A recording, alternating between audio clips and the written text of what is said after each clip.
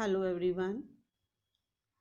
Today we will discuss the long answer type questions of chapter 15. That is the last chapter of our syllabus. So kindly complete your work on time. First question is, mention the difficulties faced by Humayun after coming to the throne. Mention the difficulties faced by Humayun after coming to the throne. Humayun जब शासक बने तो उनके सामने कौन कौन सी समस्याएं आई. The difficulties faced by Humayun after coming to the throne are the army was a combination of people. The difficulties faced by Humayun after coming to the throne are the army was a combination of people from different countries. हमने पढ़ा था कि बाबर जो है वो बहुत ही महत्वाकांक्षी थे और उन्होंने अलग अलग क्षेत्रों पर विजय हासिल की थी. तो उनकी आर्मी के अंदर अलग अलग जगहों के अलग अलग भाषाओं को बोलने वाले लोग थे. The army was a combination of people from different countries and language groups. Humayun had inherited an empty treasury. Humayun जब गद्दी पर बैठा तो खजाना खाली था. एम्प्टी खाली, ट्रेजरी खजाना, यानी कि खाली खजाने के शासक बने थे Humayun. He had to face opposition from his brothers. उसके खुद के भाई भी उसका विरोध कर रहे थे. उसके खुद के रिश्तेदार उसके विरोधी बन गए थे.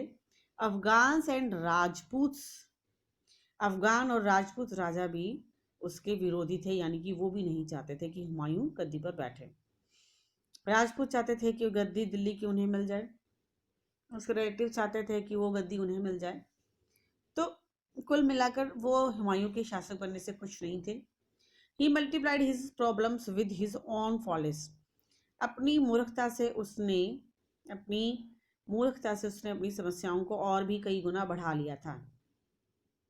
ही वॉज एडिक्टेड टू ओपियम. वो ओपियम का आदि था, यानी कि अफीम का आदि था. He lacked military ability. और वो सेना को कमांड करने में सक्षम नहीं था. वो एक अच्छा सेना नायक नहीं था. Compare the religious policy of Akbar with that of Aurangzeb. Aurangzeb और की रिलीजियस पॉलिसी और औरंगजेब और अकबर की धार्मिक नीतियों को कंपेयर कीजिए. Aurangzeb was a Muslim fanatic and oppose religious tolerance. Aurangzeb एक कट्टर मुसलमान था और उसके अंदर धार्मिक सहिष्णुता नहीं थी, यानी कि वो इस्लाम के अलावा किसी धर्म का सम्मान नहीं करता था. He discontinued the practices of inscribing the kalima on the coins and abolished the celebration of New Year Day Navroz. He discontinued the practice of inscribing the kalima. उससे पहले के टाइम में सिक्कों के ऊपर जो मोहरें होती थी, कॉइन्स पे अलग अलग देवी देवताओं की तस्वीरें होती थी, काली माँ की तस्वीरें छापी जाती थी, लेकिन औरंगजेब ने इन्हें बंद कर दिया. यहाँ तक कि उसने नव वर्ष नवरोज को मनाने पर भी पाबंदी लगा दी. ये बेसिक डिफरेंस थे. अकबर की पॉलिसी जितनी रिलीजियस टॉलरेंस थी, धार्मिक सहिष्णुता थी, यानी कि अकबर सभी धर्मों का सम्मान करते थे. औरंगजेब उसके बिल्कुल विरुद्ध थे. Describe Shahjahan Deccan policy under Shahjahan. The Deccan policy of Mughal entered a new phase. Shahjahan के समय में दक्कन को लेकर मुगलों की क्या नीति थी. शाहजहां के टाइम पीरियड में दक्कन पॉलिसी एक नए फेस में, दक्कन की पॉलिसी, मुगल्स ने दक्कन के लिए एक नई पॉलिसी का निर्माण किया. ही एनेक्स्ड अहमदनगर एंड दौलताबाद. शाहजहां ने अहमदनगर और दौलताबाद को जीत लिया. He forced the rulers of Bijapur and Golconda to accept his supremacy. Shahjahan ने बीजापुर और गोलकुंडा के जो शासक थे उन्हें अपने आगे झुकने पर मजबूर कर दिया। In 1636 Shahjahan retired to Agra. 1636 में शाहजहां आगरा से रिटायर हो गए and appointed Aurangzeb as the governor of Deccan, और औरंगजेब को दक्कन का गवर्नर नियुक्त कर दिया। शाहजहां ने अपने जीते जी औरंगजेब को दक्कन का गवर्नर नियुक्त कर दिया। Describe the uniform system of administration established by the Mughals. मुगलों ने प्रशासन की कौन सी व्यवस्था, कौन सी प्रणाली अपनाई थी, या मुगलों की यूनिफॉर्म सिस्टम क्या था for the country? The Mughals managed to unite the country politically. मुगलों ने पूरे देश को इकट्ठा किया। They believed in the supreme authority of the king. Mughals राजा की सुप्रीम अथॉरिटी में विश्वास रखते थे। They established a uniform system of administration which was a combination of both Indian and Persian system. They established a uniform system of administration. मुगलों ने प्रशासन के लिए एक समान प्रणाली को अपनाया जिसके अंदर भारतीय और पर्शियन सिस्टम को मिलाकर योजनाएं बनाई गई थी। A strong army and efficient ministers assisted the emperor. एक सशक्त सेना और योग्य मंत्रीगण सम्राट की बादशाह की सहायता के लिए होते थे, सम्राट के सहायक होते थे। The whole empire was divided into subas. सारा साम्राज्य सूबों में बटा हुआ था। Which was governed by सूबेदार्स, और हर सूबे के ऊपर एक सूबेदार होता था। The Diwan was the collector of land revenue.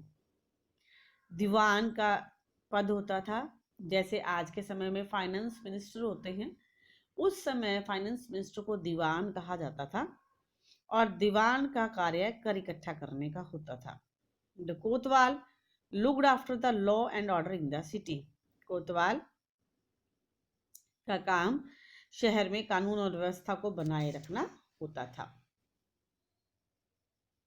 List any 5 factors which are responsible for the decline of the Mughal empire. वो 5 कारण कौन से हैं जो मुगल साम्राज्य के पतन का कारण बने?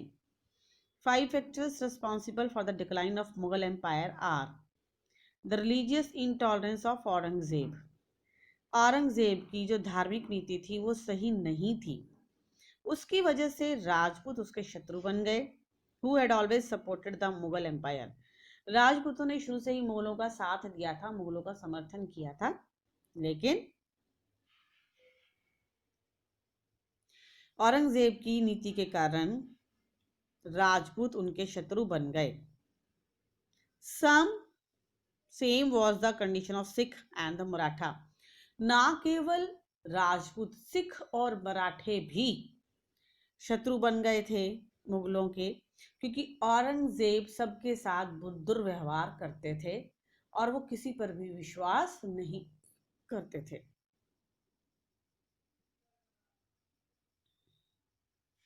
The Mughals did not have any rule of succession and hence the death of each ruler resulted in bloody wars. The Mughals did not have any rule of succession. मुगलों ने उत्तराधिकारी के लिए कोई नीति नहीं बनाई हुई थी।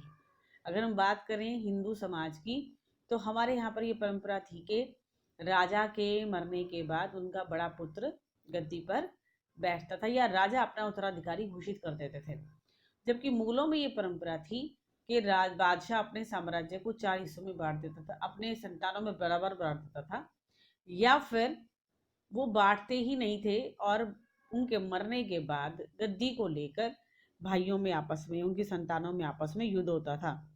तो मुगलों की कोई भी उत्तराधिकारी के लिए सही नीति नहीं थी। The death of each ruler resulted in bloody Wars. जब भी किसी मुगल सम्राट की मृत्यु होती तो उसके बाद खूनी संघर्ष शुरू हो जाता। एंड कॉन्स्पिरेसीज ऑफ नोबल्स, और उनके जो परिवार के लोग हैं उनमें आपस में वाद विवाद शुरू हो जाता, लड़ाइयाँ शुरू हो जाती।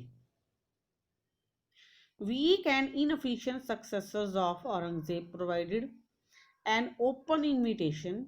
औरंगजेब के जो कमजोर अयोग्य उत्तराधिकारी थे, उसकी वजह से विदेशियों को या आक्रमणकारियों को मौका मिला, या ब्रिटिशर्स को मौका मिला कि धीरे धीरे वो मुगल साम्राज्य को अपने कब्जे में ले लें। इवन कि उनके खुद के जो मनसबदार थे, अवध, बंगाल और हैदराबाद, यहाँ पर सबसे पहले बगावत हुई और उन्होंने औरंगजेब से स्वयं को स्वतंत्र घोषित कर दिया।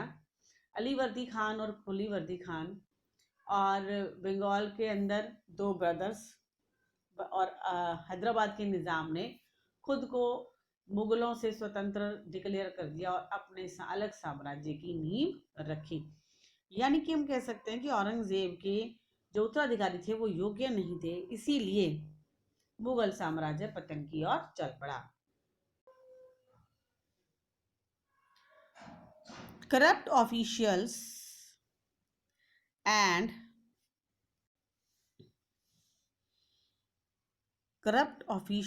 and heavy burden of taxes resulted in revolts by peasants.